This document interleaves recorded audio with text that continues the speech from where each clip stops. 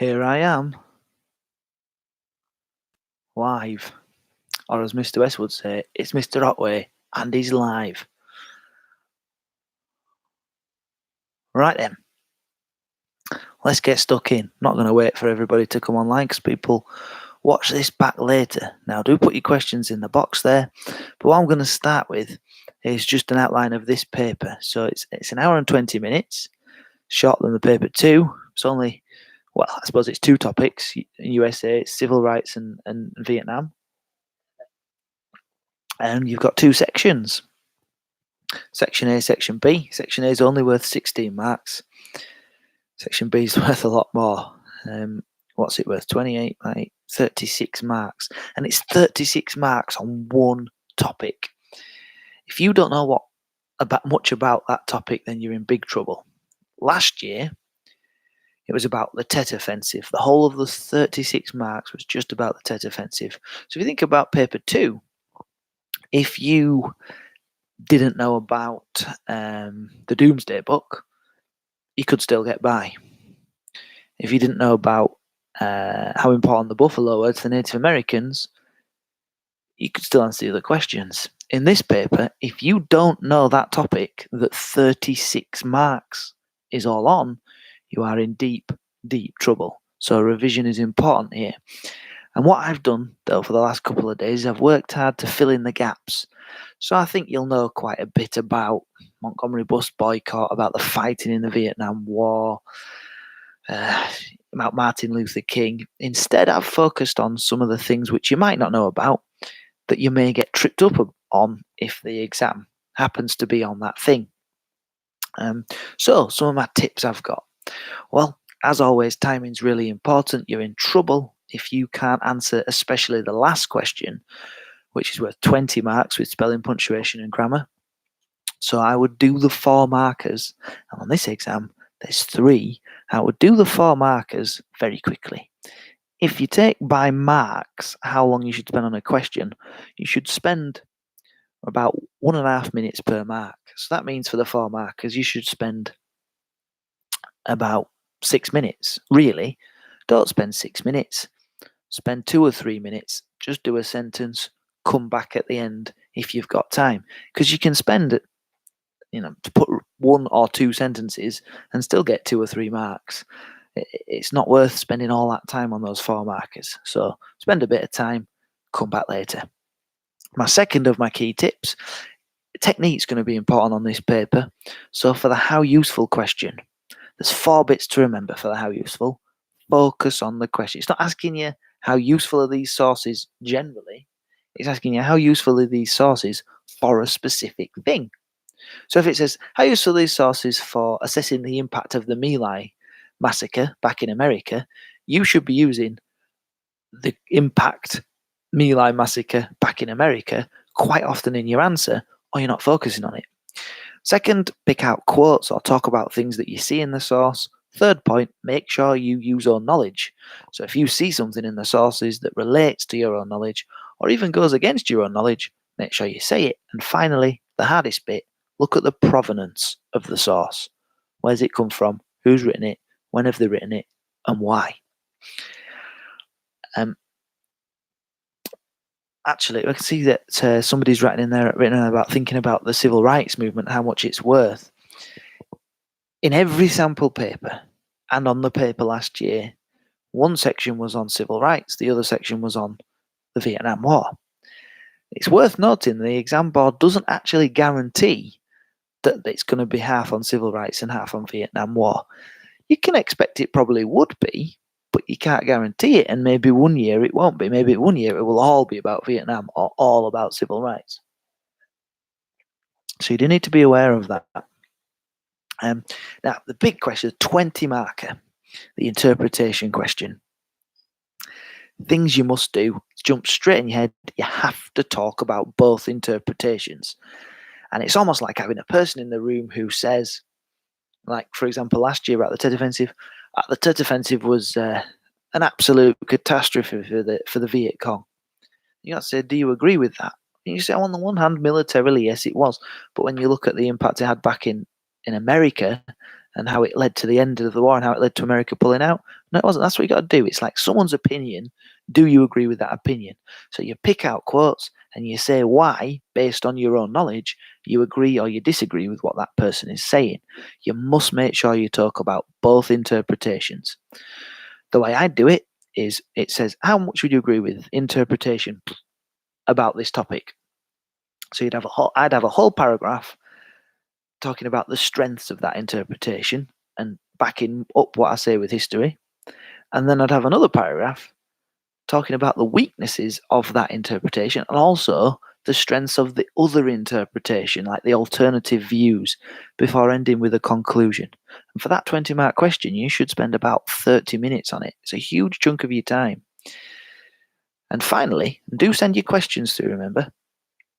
And finally, for the daft question about why might these sources be different, you can go in with an answer. You just memorize an answer.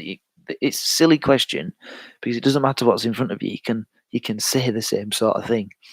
So this is why do these historians' views differ? Say, well, they probably have different emphasis on the same subject. So maybe they're looking at slightly different aspects of the same subject, and therefore probably made use of different sources of evidence. Job done, 4 marks, move on. You don't have to think about that one. It's the world's most stupid exam question. Right, I've not had any questions on just yet. I will just take a sip of my juice, but if there's any questions piling through, you pop them in here, I will answer them. Otherwise, I'll crack on. Okay. What have we got today? About 20 of you online. So do pop your questions in and I will answer them as you know, if you've been online before. Do I have any interesting facts about the Vietnam War? Loads probably, but it's hard when somebody puts you on the spot. I tell you what I found out today, that when they arrested Viet Cong suspects, so not even guaranteed Viet Cong, and they tortured them to try to get information out of them due to what was known as Operation Phoenix, which is where they tried to arrest as many Viet Cong, and they had a target of how many Viet Cong they were going to arrest every month. And to get them to confess and to give information and intelligence, one of the things that I read that they did was they would get a nail. So this happened to one Viet Cong, put it in the Viet Cong's ear and hammer the nail in and ask them more questions. And if they don't, to hammer it a bit more in until the nail went into the Viet Cong's brain and killed them. This is the sort of stuff which the Americans were doing. And this person was not a guaranteed Viet Cong. They would do this to torture people. They would get false confessions. That's what torture does. So there's one fact for you that I found out today. I can talk about the Mississippi murders. So there was the Freedom Summer where students from the North agreed to go to the South to set up schools to help the black children living in places like Mississippi who were getting a substandard education because of the racism in Mississippi. A lot of these students, when they went there, didn't understand the severe danger they were in. They didn't realise just how bad it was in the South for racism compared to the North. And on the very first day, 3 of these students, one was black, 2 were white, were pulled over by a policeman for some traffic violation. Obviously, the policeman was a bit of a racist sympathiser. And we don't know exactly what happened, but somehow those 3 people who were arrested ended up in the hands of some members of the Ku Klux Klan who tortured and murdered them.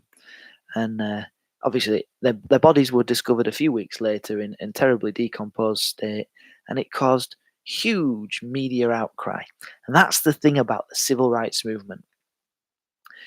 What the racists usually fail to realize is if they did something crazy and racist, it would end up in the newspapers, create massive publicity around the rest of the world and especially in the rest of America, and it would just lead to more people supporting the civil rights movement. And that's the same with, you think of the Emmett Till, you think of the Freedom Riders being firebombed on the bus. everything the racists did. It was a stupid idea to act the way they did because it just created more publicity and more support for the civil rights movement. Yeah, the different Civil Rights Act and the Voting Rights Act. So that's one of the things that makes me nervous, that they could ask specifically about the 1957 Civil Rights Act, the 1964 Civil Rights Act, the Voting Rights Act. So that's actually something that I've prepared to go through so that you know the difference between these different things.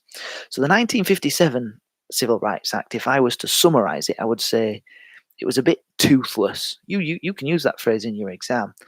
If the 1957 Civil Rights Act came up, it came largely in response to the huge event of the Montgomery bus boycott, amongst other things as well. But that's one of the things which sort of triggered the Civil Rights Act of 1957. But ultimately, it was a bit toothless because it didn't go far enough. It was an important first step, and it was the first civil rights legislation for 82 years. Legislation means law, basically. And what it did was it set up the US Commission on Civil Rights, which was designed to investigate instances of discrimination. And its first job was to look for racial discrimination in voting in Montgomery and Alabama. It emphasized the right of all people to vote, regardless of color or race, but that was nothing new. It was just saying something that was already a thing. It allowed the federal government to intervene if individuals were being prevented from voting. But what's significant here is it said it allowed the federal government. It didn't say they had to do it. So that's why it's a bit toothless. When you look at the 1964 Civil Rights Act, by then the federal government had to step in. And it stated that all people had the right to serve on juries so that black people would get a fair trial. But as I say, it didn't go far enough at all. The 1964 Civil Rights Act, well, then the federal government was made legally responsible to bring cases to court where discrimination had been found. So in 1957, the federal government could step in if discrimination was happening specifically in voting.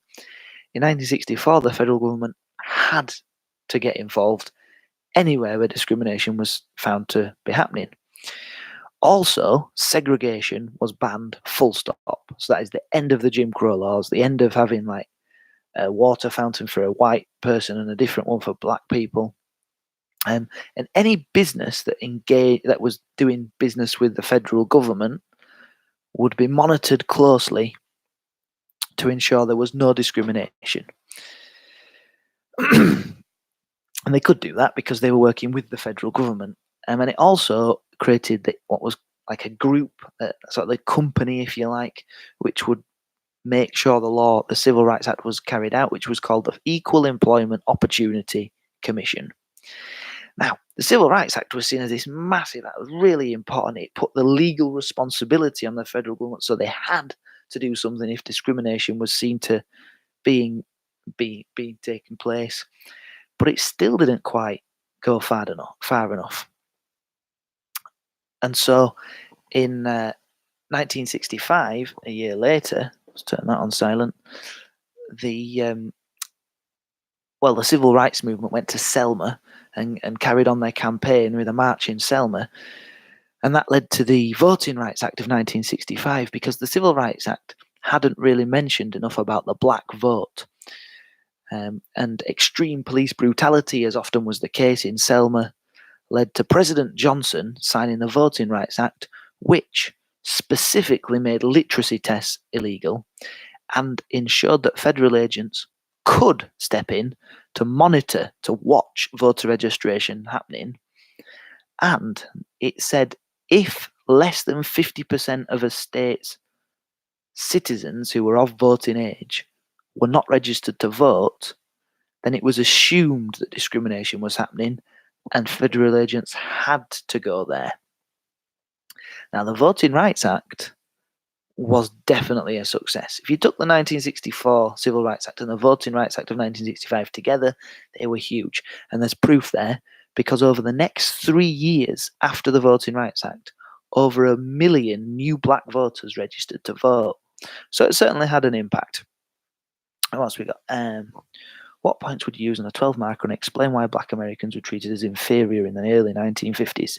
I think that's on one of the sample papers, so you're unlikely to get that on the exam on Tuesday. Mm, I would say because of deep-seated racism which had existed in the United States since slavery. So that'd been one of my things that I'd talk about. I would talk about and in addition to that, the Civil War and how North versus South, and part of it was to end slavery, and so there was still a lot of resentment that had happened. I would also say because of the Jim Crow laws, that would be one that you'd talk about. I mean, probably only do. It's a really hard question to explain why.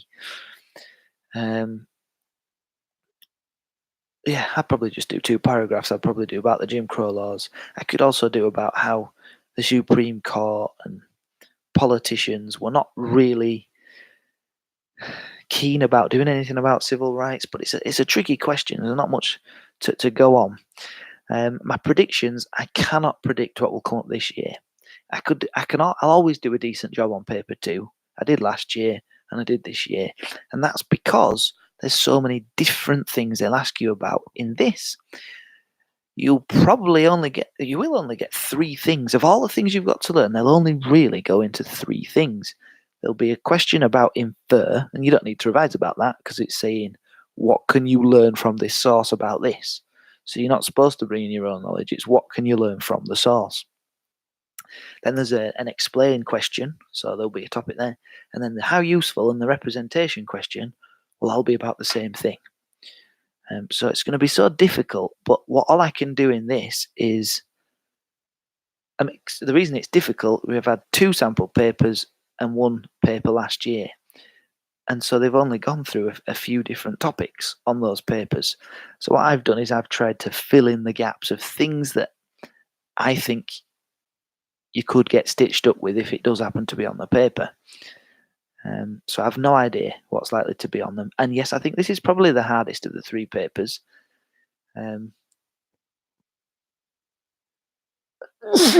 Bless me, I've got hay fever. Yeah, the one of the questions last year was about the Montgomery bus boycott. And one of the big bits. The big question was about the Tet Offensive. So 36 marks worth were on the Tet Offensive.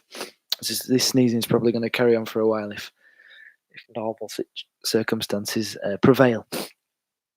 So yeah, it's a dangerous thing predicting as well, but just make sure you know something about everything. Anyway, I've made a few gambles of what it could be about. So I've run out of questions here. My first gamble of the sort of thing it could be about is the end of the civil rights movement, 1965 to 1975. There's been no mention of this on the sample papers and on the paper last year. And it's also the sort of thing which would catch a lot of people out. I think less people know about the end of the civil rights movement. So what do we need to know? Have a little think if you sat there now. What do I know about 1965 to 1975 in the civil rights movement? Well, things that should jump into your head, first of all, is riots.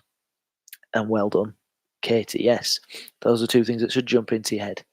There were huge riots across the United States. So the first one was the Watts riot, August 1965. So the Civil Rights Act had happened and the Voting Rights Act had happened. And people might think, well, why are they rioting? Well, even though those 2 things had happened, equality was not happening. There was still discrimination in the workplace, for example. And so many black people in this predominantly black area of Los Angeles, of LA, Watts, went on a protest. 30,000 people were involved. $40 million worth of damage happened. 34 people died. And Martin Luther King was shocked because he thought they just had a huge victory in civil rights with those 2 acts we've talked about. But he began to see his work wasn't done, and he said, "We obviously are not reaching these people." And that's a direct quote. It didn't stop with the Watts riots. In 1967, there were race riots in 125 US cities. That must be most US cities. The two biggest riots were in Newark, where 26 people died and over 1,000 were injured, and Detroit, where 40 people died and over 7,000 people were arrested. So it was clear that even though what you would say legislation, the laws had been passed, there was still deep inequality in American society and a lot of dissatisfaction. Now it shocked the president, President Johnson, and Johnson ordered an investigation into these riots, which is another thing which you need to be aware of. That investigation, because the politician put in charge was called Kerner, that investigation, or the report that was written, was known as the Kerner Report.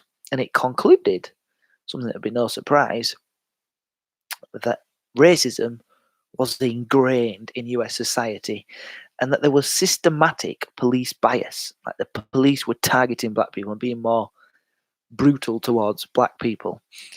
And they recommended, the Kerner report recommended that a lot of money would have to be spent to deal with it, to have deeper investigations, to weed out the discrimination in the police force and that sort of thing. The problem was President Johnson ordered it to be written, but by the time for the investigation to take place, but it took a lot of time. By the time the report had been written, President Nixon had become president, and Nixon simply ignored it.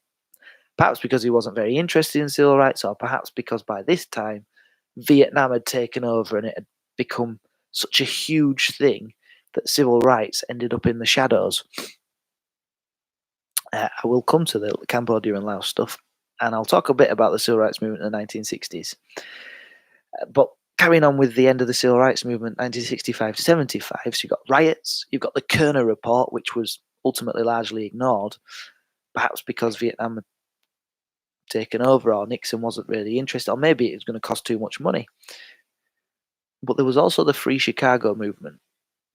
So Martin Luther King and the SCLC, his group, tried to use the same methods that worked before, to go to an area where they'd been in the South, but this time Chicago's in the North, where racism was rife and the problems in their minds were clear, and there was a big black population, and then turn up and do peaceful protesting. But it didn't work. And perhaps the reasons why it didn't work, Martin Luther King had or the SCLC had taken what had happened before and tried to put it in a different context. And they failed to realize that it wasn't going to work in that area. Perhaps it didn't work because this time it was focused on economic issues, and that's less easy to prove. You could be the owner of a business and say, "I'm afraid you don't have the right qualifications for the job," and not give somebody a job. In your head, you might be saying, "I'm not giving you a job because you're black and I'm racist," but you could be saying it's because you haven't got the right qualifications. It's harder to prove economic discrimination. Also, so it was less clear cut than saying these people are denied the right to vote. Also, he was talking about economic discrimination, like black people living in poverty more than white people would.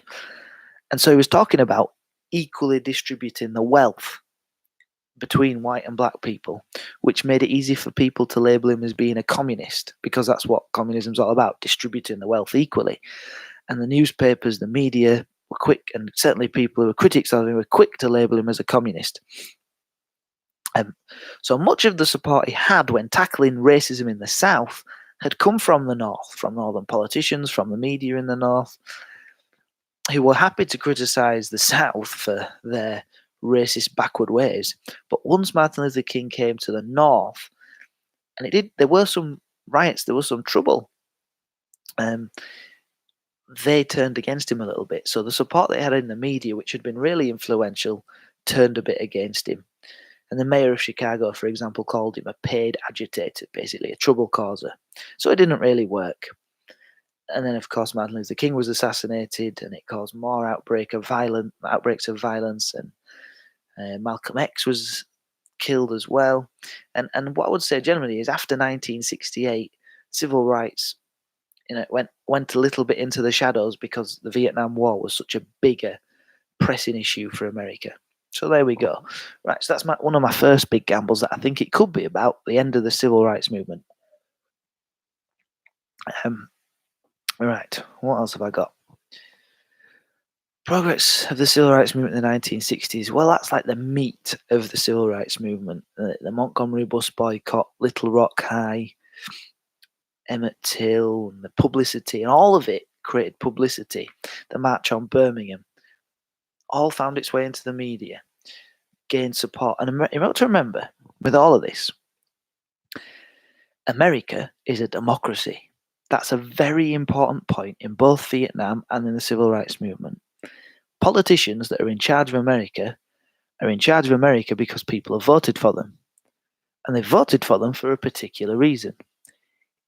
If the politicians don't carry out the wishes of the population who vote for them, then they're not going to be re-elected.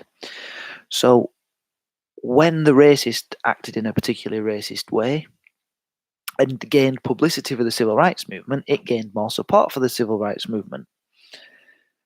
And support translates into votes. So it put pressure onto politicians to do something about the civil rights movement. When you're thinking about Vietnam, the Americans were particularly anti-communist. So when there was issues in Vietnam, the politicians felt they had to do something about Vietnam. Otherwise, they would lose votes among their electorate who was scared and worried about communism. At the end of the Vietnam War, people were horrified by the sort of things that were happening in Vietnam and no longer supported the war. So when the tide turned anti-war and there were all these protest movement, the politicians were under pressure to take America out of the war. So public opinion and the fact that America is a democracy was really important. And in the civil rights movement, it's about the publicity that was gained by whatever was happening. Explain why I was about the Montgomery boycott. Yes, it was last year. Yes. All right. Okay. We'll dip into a bit of Cambodia and Laos. A bit of Vietnam War, because that's another one of the things. So, one of the things I think you could get asked about is Nixon, President Nixon, and the actions that he took with regard to Vietnam. Because again, I think that's another black spot that people could have. Just a minute.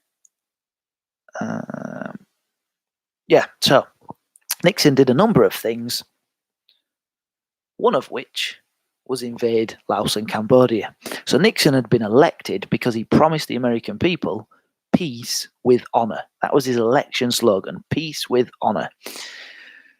So many people in the United States were absolutely horrified when the ARVN, which is the abbreviation for the South Vietnamese, and US forces invaded Cambodia in 1970.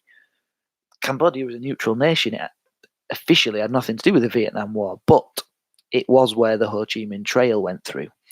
And that was why they wanted to invade Cambodia, to block the Ho Chi Minh Trail, because bombing it hadn't worked.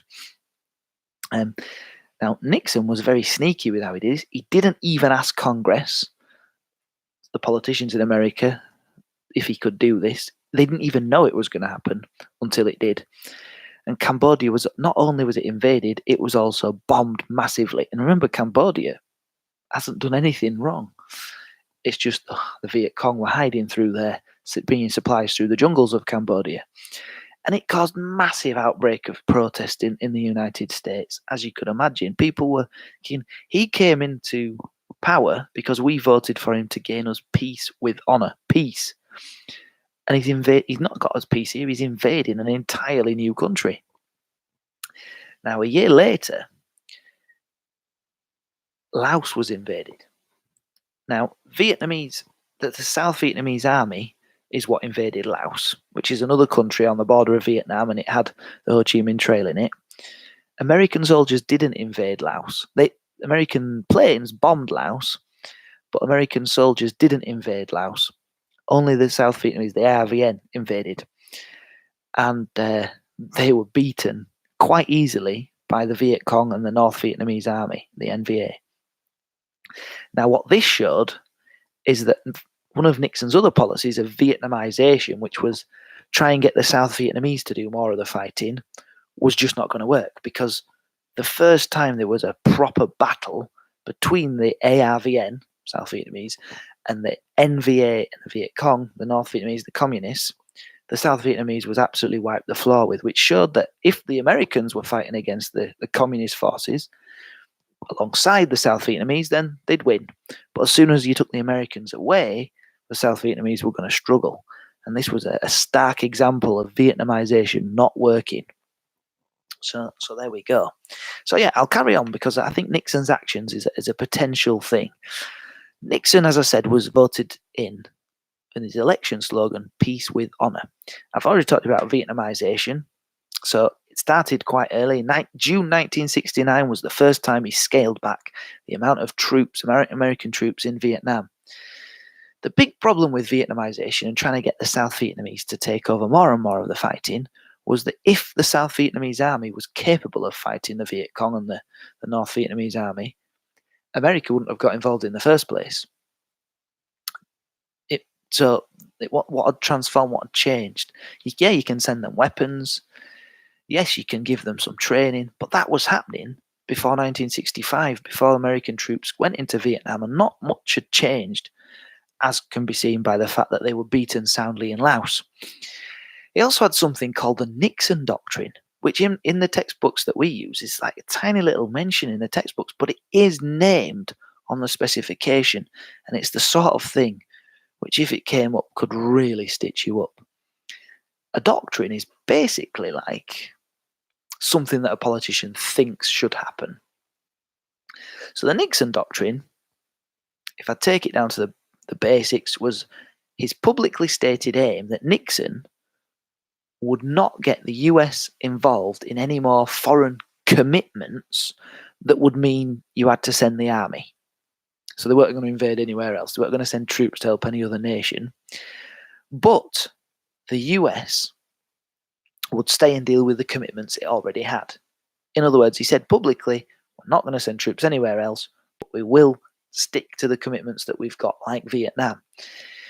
It said that if their allies are in trouble, they won't send troops. They will still send money and weapons, if economic and military aid, but they're not sending troops anywhere else.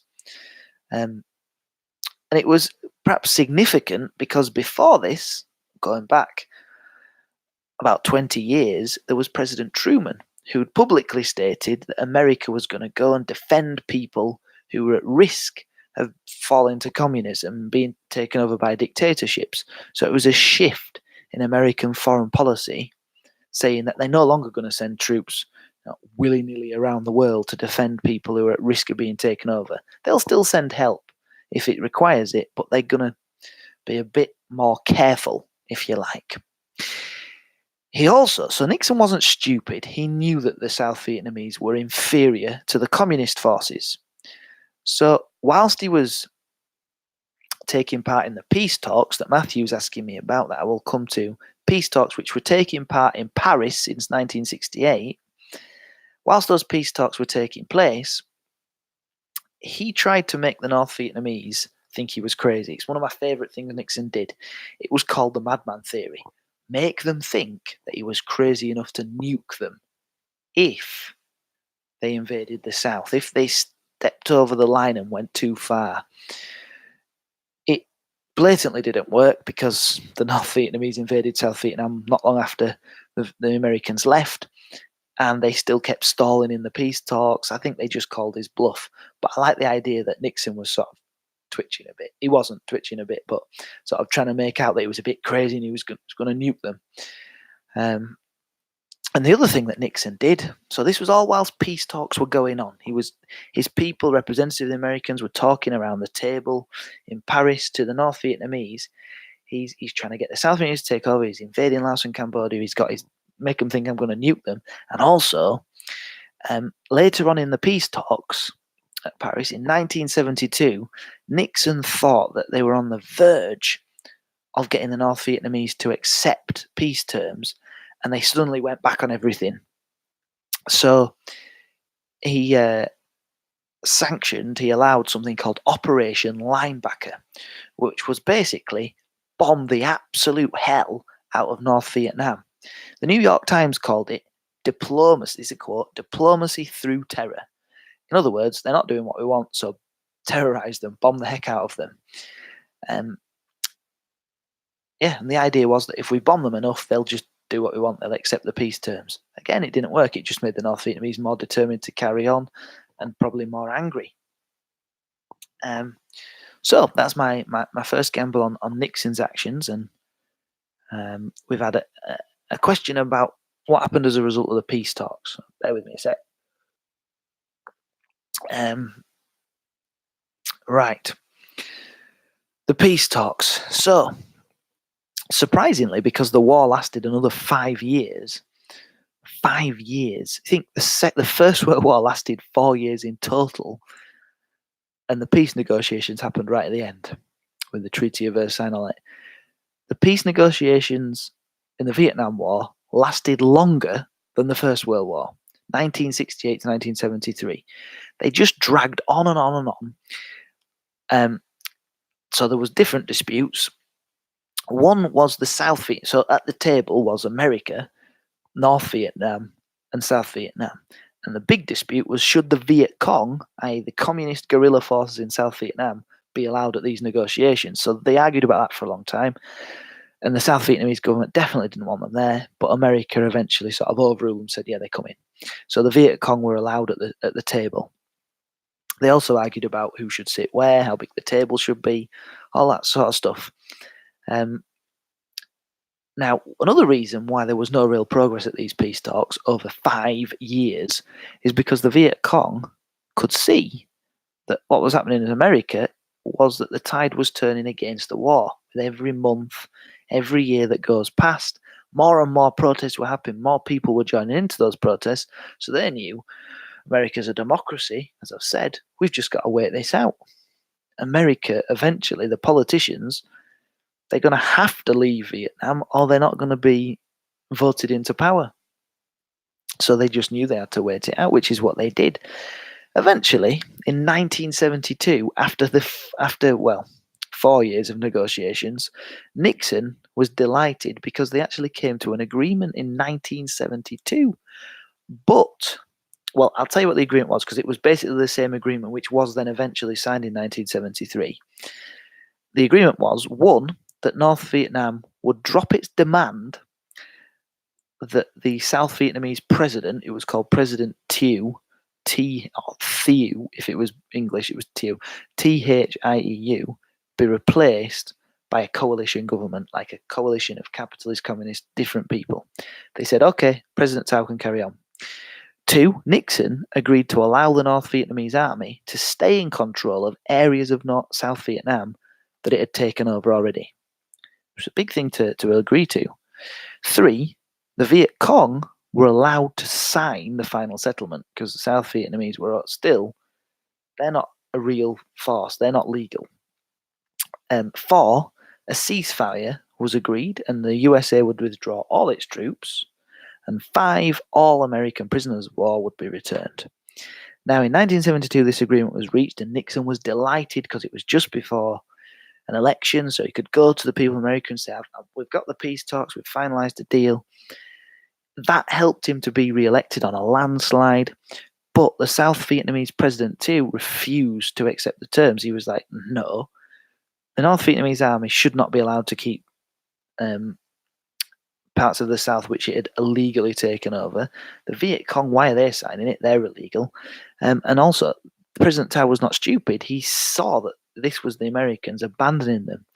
But by January 1973, so the turn of the year of 1973, America had basically told him, well, we're leaving anyway. This is the best deal you're going to get.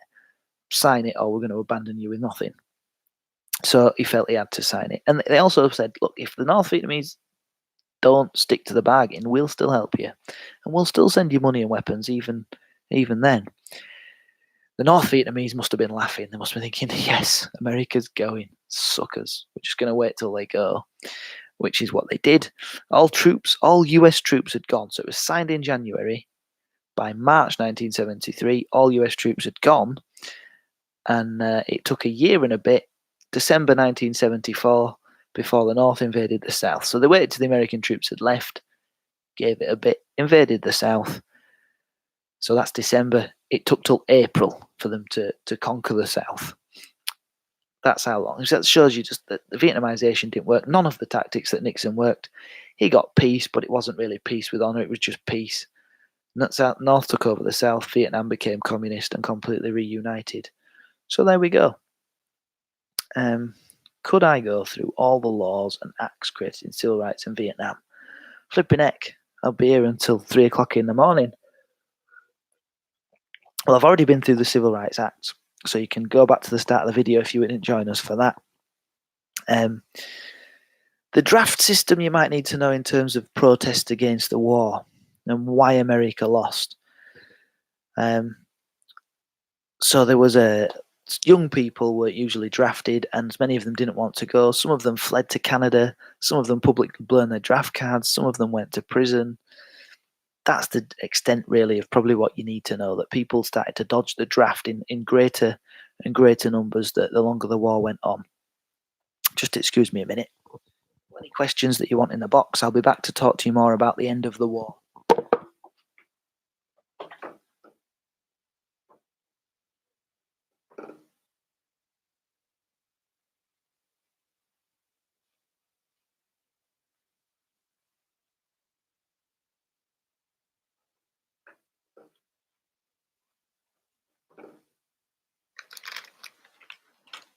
I went to get some crisps. I'm absolutely starving. I haven't had my tea yet. You'll have to wait. This is service for you. Right.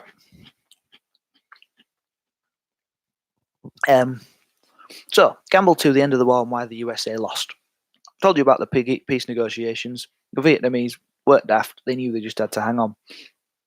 There was also, you could talk about different things. The protest movement we've just mentioned, they're not Pom Bear crisps. They're Morrison's version. They're Dexter the dog crisps. They're basically Pom Bears. I am a big fan of Pom Bears. There you go, Dexter the dog. Anyway,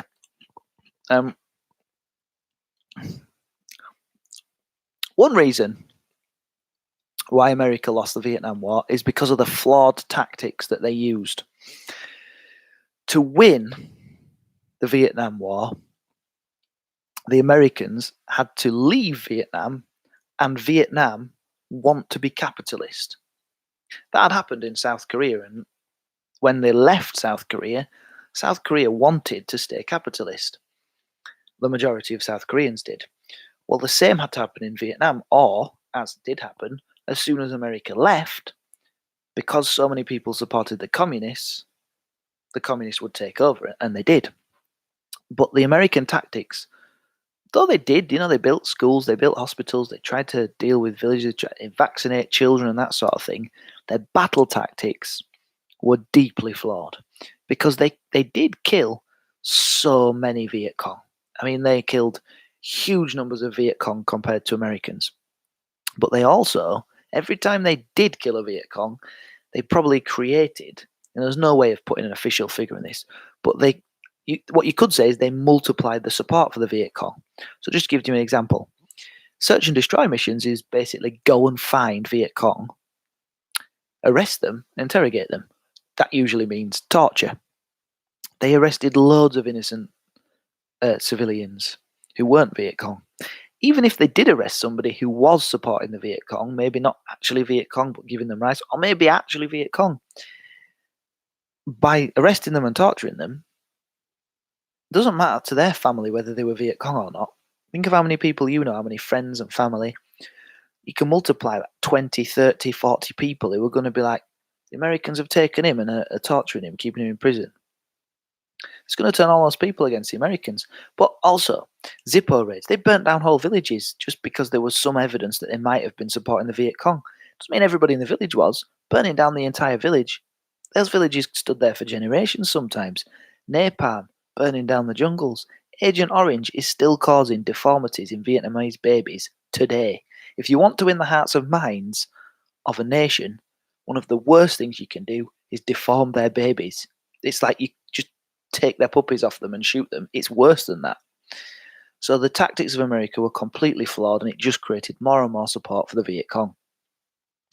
Back in America, Before 1968, the media was generally on the side in favour of the Vietnam War. But when the Tet Offensive happened, and then in 1969, especially when the My Lai massacre came out, public opinion and the media turned against the Vietnam War. And as I've said, America is a democracy. The 1968 election was the central number one issue was the Vietnam War. And the American people had started to decide they wanted America out. That's why Nixon's slogan was peace, but it was peace with honour, because he didn't want to alienate all those people who were in favour of the war. He was basically saying peace with honour. You could translate to peace, but some sort of victory, so nothing that we've done is in vain. It was unsuccessful, but that's why he was voted in. And then, back in the USA, if we put everything together, and we've talked about the peace agreement, the North Vietnamese and the communists, they realise that all they have to do is hold on, because they saw the protest movement. I'll give you some examples of people who were protesting. So we've talked about the draft dodgers who were burning their draft cards. There was the student movement that was massively anti-war. There was the civil rights movement. Black people were unfairly targeted by the draft. So I don't know the statistics, but say 10% of America's population was black. 20% of the soldiers drafted were black. They were being unfairly picked on. What I would say in my exam is the ratio of black soldiers being drafted was unfair compared to the population of black people in America. And there was also a really damaging group for those who were in favour of the war. That was the VVAW, the Vietnamese Veterans Against the War, which was soldiers who'd been out and fought in Vietnam, who'd returned from Vietnam and were totally against the war. If you think about the March on Washington, this huge event where Martin Luther King did his "I Have a Dream" speech, and I think your revision will tell me. Somebody tell me in that box. You gain some brownie points. I think 250,000 people attended. Well, put this in context, because in 1969, when the Tet Offensive and My Lai had come out, the biggest ever political protest in US history. This is right, Katie, if you're talking about this one. 500,000 people attended a protest against the war. 500,000 people came to Washington. That shows you the strength of anti-war. So why did the US lose the war? The media, the protest movement, their flawed tactics, the peace negotiations, which were behind this, which were all a bit of a joke. But I would probably do my paragraphs on the media, protest movement, and flawed tactics. Right, I've got anything else? How come people didn't turn against the Viet Cong? Well, there were many South Vietnamese who were against the Viet Cong and thought it was a terrible idea to be communist. But the problem is, the Viet Cong did a better job of winning the hearts and minds. For example, so this is something you won't get in the textbooks, but it's useful if you're talking about Viet Cong tactics to say they did a better job of winning the hearts and minds. For example, many of the landlords, so the people who owned the land in South Vietnam, charged massive rents. They were very corrupt. So they kept the people in the villages poorer than they needed to be, and they themselves got wealthier. Well, one thing the Viet Cong would do is they would target unpopular landlords and murder them. And that would be popular because the poor villagers would hate these landlords for getting so rich on the backs of their hard work. They tried to help villagers where they could, but what they weren't doing, so perhaps it's less what the Viet Cong did, but more what they didn't do. So the Americans were burning down the jungles, sending the chemical warfare, burning down the villages. The Viet Cong weren't doing any of those things. They did use terror, they did try to force people to help them sometimes. But perhaps one of the other things is it wasn't coming out in the North Vietnamese media. Their media was heavily censored. Americans' media was free. If a journalist had found it out, they could say it. It was a free and open press, and also America's a democracy, whereas North Vietnam was not a democracy. It was a communist dictatorship. So much of what the Viet Cong were doing was censored, and they were doing a better job of winning hearts and minds than the Americans were. I'm going to have some more Dexters.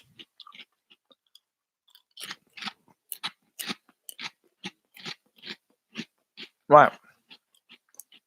So gamble number one for the civil rights was the end of the civil rights movement. Gamble number two that I've got is alternatives to Martin Luther King and the Southern Leadership Christian Conference, which was his group. So there's 6 things that you could be asked about, perhaps, if I'm right on this gamble.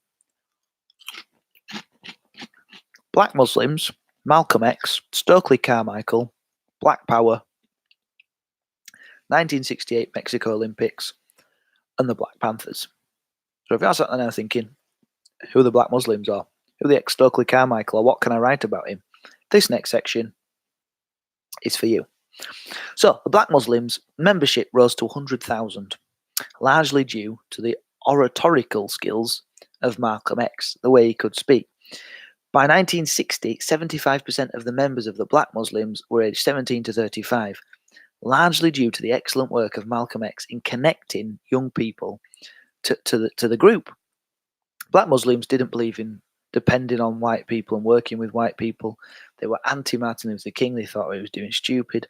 Malcolm X was a massive critic of Martin Luther King. If we go to Malcolm X himself, he travelled across the US, winning many converts to the Black Muslims because he did things like setting up educational and social programs, especially in ghettos where poverty was at its worst. And he wasn't just targeting the South like Martin Luther King was. It was anywhere. In fact, often it was in the North. He also, the big difference, famously, of Malcolm X is he believed in violence. He thought it was if a white person hits you, you hit them back. And he also thought violence was a justifiable means of securing a separate black nation. Basically, he thought violence was fine, whereas Martin Luther King would say, if someone hits you, you be the better person, let them hit you. And it gained them a lot of publicity. The thing about Malcolm X, though, is in 1964, he went to Mecca on a pilgrimage. And that is the right answer to Emma's question, Katie. Well done. And that changed his view because when he was in Mecca, he saw people of all sorts of different nationalities, races, all mixing together in harmony. So he split when he came back from the Nation of Islam and formed his own organization, the Organization of Afro-American Unity, which was, he still wasn't saying don't fight back, but he changed his views about white people and decided that intentions rather than race was more important. And perhaps this is why a year later he was assassinated by the Nation of Islam. Stokely Carmichael, do we know much about him? One of the lesser known people. Stokely Carmichael is massively associated with the Black Power movement.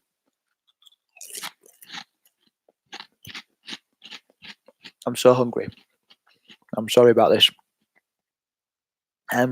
So Stokely Carmichael was also somebody who changed, but unlike Malcolm X, his change was more dramatic because he was the chairman of the SNCC, the Student Nonviolent Coordinating Committee, in 1966.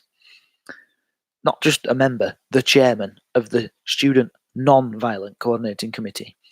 But by 1968, he joined the Black Panthers and abandoned all that because he was just fed up with the lack of progress. But he was really, even though he changed to being a bit more violent in his outlook, or a lot more violent, it was really important because he was the champion of the Black Power movement. He promoted the idea that the slogan "Black is beautiful" and tried to make black people take more pride in their heritage. But when he did change, he did also want black people to reject white help and take responsibility for themselves. What did for Stokely Carmichael is he was one of those civil rights leaders who was from the start very against the Vietnam War, and he got so criticized for that. Anyway, eventually he got completely fed up and he moved to Guinea in Africa for the rest of his life.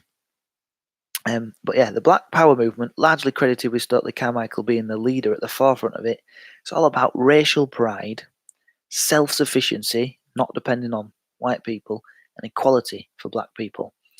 And the 1968 Mexico Olympics was a massive public event where publicity was gained because two of the athletes who were on the podium after coming first and I believe third in a race, instead of standing on the, Americans, they love the national anthem. They stand there on the podium, oh, shake it, all that. Instead of doing that, they stood with their heads bowed, a black glove on their fist, and their arm raised like that. You'll have seen it. It was a political statement, basically a statement saying a protest about the treatment of black people in America. Because of this, they were banned from the athletes' village and sent home in disgrace. They received death threats, but it's a hugely famous. It's one of the most famous sporting moments in history, and it gained loads of publicity. And then finally, the Black Panthers. If we're talking about alternatives to Martin Luther King, they had a 10-point program of various different things they wanted to do.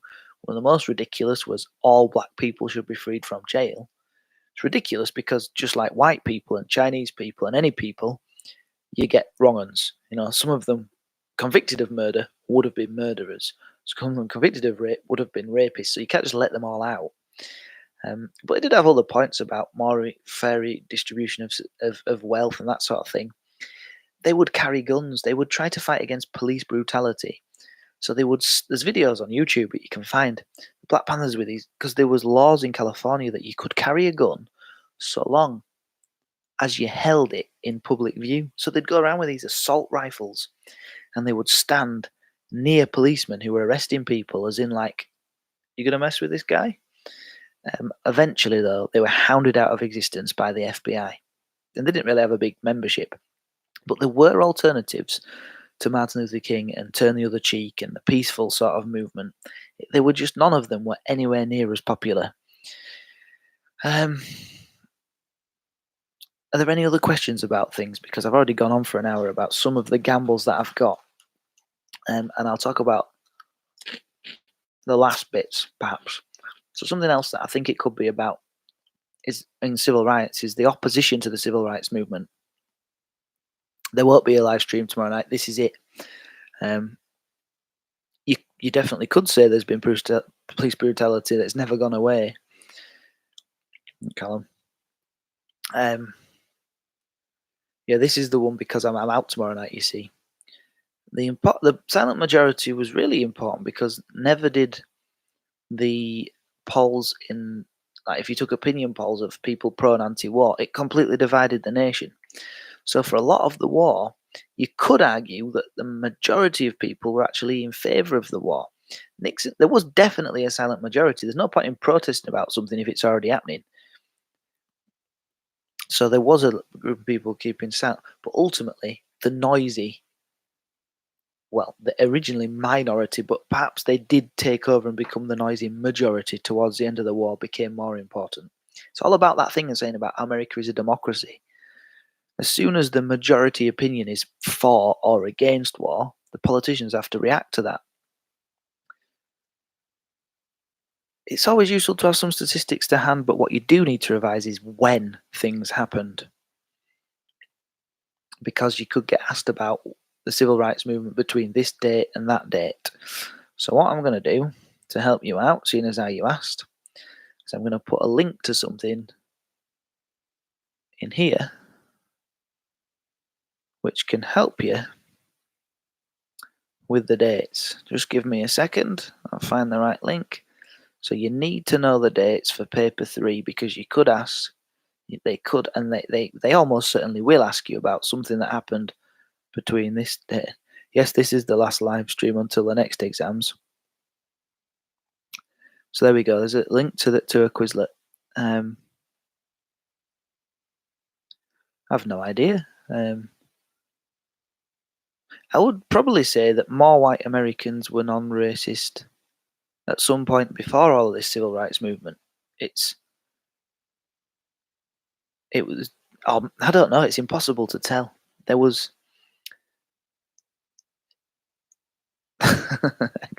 Maybe one day. It's impossible to tell that answer, Toby. I can't really answer that. Anyway, I'll blast through.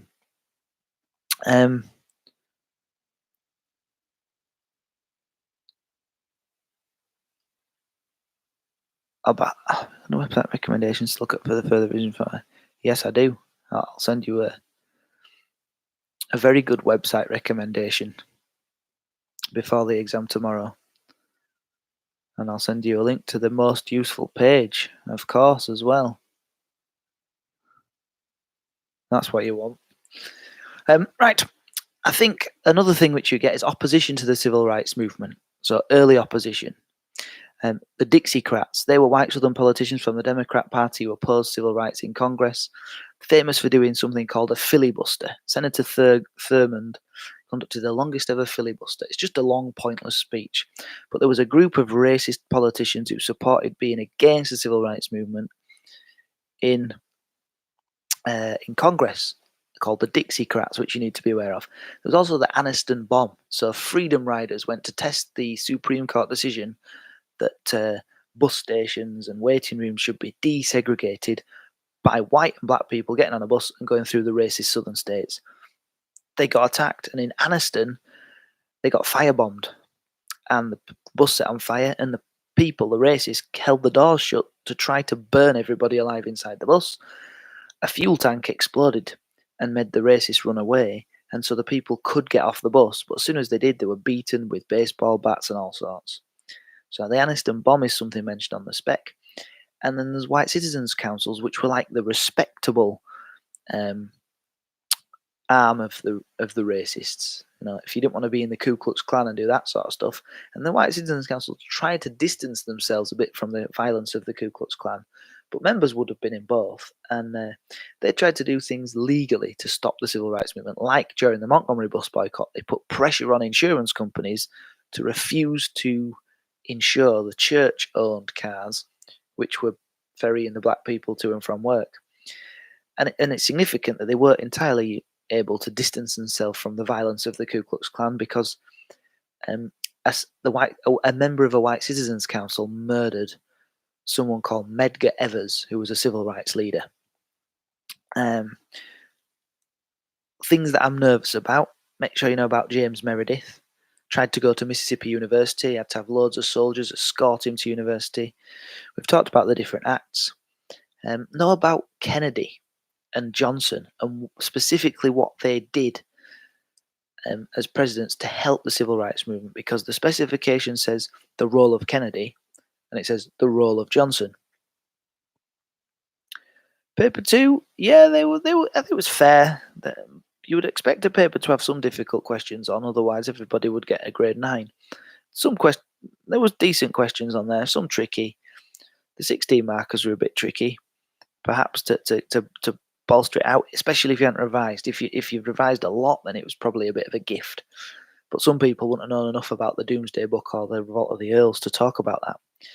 Anyway, so make sure you know about Kennedy and Johnson and their roles. And also, so if I was doing my gambles for the Vietnam War, I'll run through what I think you need to know about the end of the civil rights movement, alternatives to Martin Luther King, and the opposition to the civil rights movement.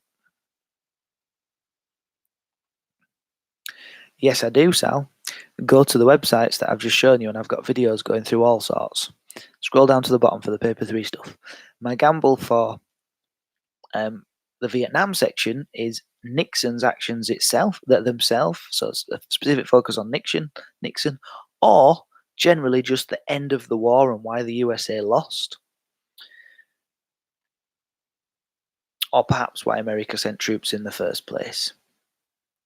But I've got my things to be a bit worried about, so if you want a list of things to go and look up, Kent State University, the Strategic Hamlets Program, just have a look, make sure you know something about them. Dien Bien Phu, the battle against the French, the communists fought against French. The Hard Hats and the Silent Majority, we talked a bit about the Silent Majority. And it also mentions on the spec the trial of Lieutenant Calley, which is something to do with My Lai. So you've got 5 more minutes for questions because I'm absolutely starving and I need my dinner. And there's loads of videos on those links which I've sent if you want to watch any more of me explaining stuff.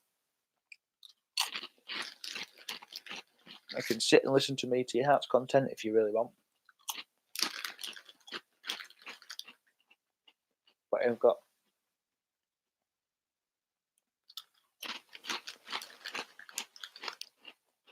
It's your last chance to ask me questions. No. Probably a snack. No, we don't do Elizabeth. That's not a question, James. Do you mean what is it? Dinner's probably beans on toast at this stage. If you mean what is it, guerrilla warfare is basically deadly hide and seek. You hide if the enemy force is superior, and you only come out to fight if you're at an advantage. So the Viet Cong, sometimes the American soldiers could go weeks, maybe even months without actually seeing anybody from the Viet Cong who fought them. Viet Cong would leave traps, they would use snipers, they would do everything they could to kill as many Americans as they can without actually having to fight the Americans, because they knew the Americans had superior firepower, weaponry, training, helicopters, everything. And they would attack American soldiers if they could ambush them, i.e. they would have more men than the Americans would have, and then they would try and run away again before the Americans could bring reinforcements, helicopters, that sort of thing. So it's like hit and run and hide tactics. I always call it deadly hide and seek.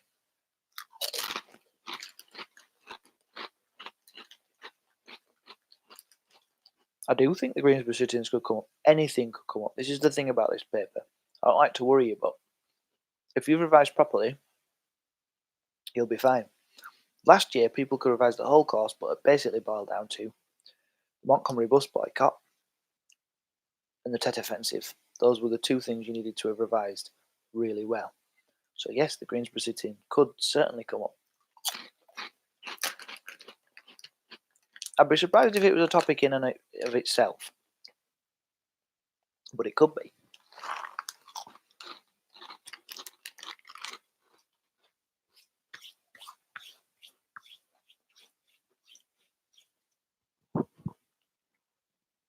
So for the last time, for this exam season,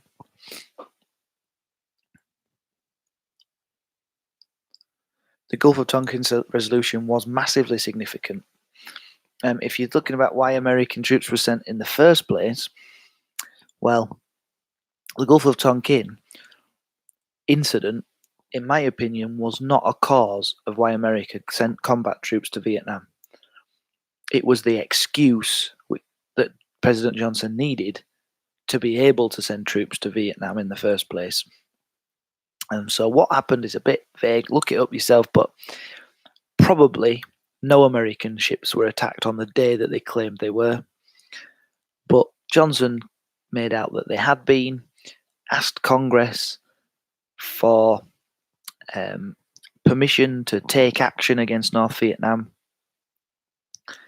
and Congress granted him the Gulf of Tonkin resolution, which basically said he could do what he want, what he saw fit.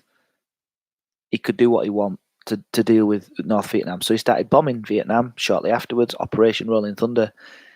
And because he had air bases in South Vietnam to do that bombing, he had to send troops to guard the air bases. Yes, the same topic will come up 2 years in a row. The examiners know that teachers are going to try and guess what's coming up, so they'll mess with us. So don't think just because Montgomery bus boycott was on last year, it won't be on this year. For example, so I teach A-level, and it's a course of it's about 60 years, and that's a pleasure, Emma. And there's a lot of politicians, a lot of prime ministers over those 60 years, and one of them's Tony Blair. And the exam's been going for 3 years. On the first year, they asked about Tony Blair. So we said, second year, it's probably less likely to be about Tony Blair. But on the second year, they asked about Tony Blair. For the third year, lots of people went, Tony Blair's not going to come up. And he did. So they will do that. And they will ask about the same thing. Don't think Tet Offensive was on last year, it won't be on this year. It could be. So, yes. So the Gulf of Tonkin, they didn't invade. Yeah, they did go into Vietnamese waters. They shouldn't have been in Vietnamese waters. The first day, they were just off the coast of Vietnam when some torpedo boats attacked them. And they sank those torpedo boats and came away. So the second day, they were a bit nervous, perhaps a bit on edge in case they got attacked. because they'd been where they shouldn't be. But some radar operator thought they saw some bloop, bloop on the radar, and they started firing that and in that direction, and reported over radio that they were being attacked. Afterwards, they were like, "There's nothing there. Perhaps we weren't being attacked." They probably weren't, but Johnson had already got word that they'd been attacked. Didn't really wait for the investigation. Didn't really want an investigation. It was the excuse he needed to get the power to escalate the war in Vietnam. I like teaching Vietnam or civil rights. I probably know more about Vietnam because I've taught it loads of times before. When was the Gulf of Tonkin Resolution abolished? I have no idea. Let's find out. You could do this yourself, of course. When was the Gulf of Tonkin Resolution repealed? What does it say? August. Nope. No, I can't see a quick answer. Who knows? Who knows? Yes, McDoyle Dank. Strange name, but yeah, you're absolutely right. Right, well, that's it from me. So you've had an hour and 11 minutes, I think, roughly, of me. I hope that was useful. If you need any more of me, I've sent those links up there to different things that you can use. Use those videos on there. It's an absolute pleasure. I'm always happy to help people. That's why I became a teacher, to try to help students. And I really hope that something that I spoke about comes up on the exam. And good luck. See ya.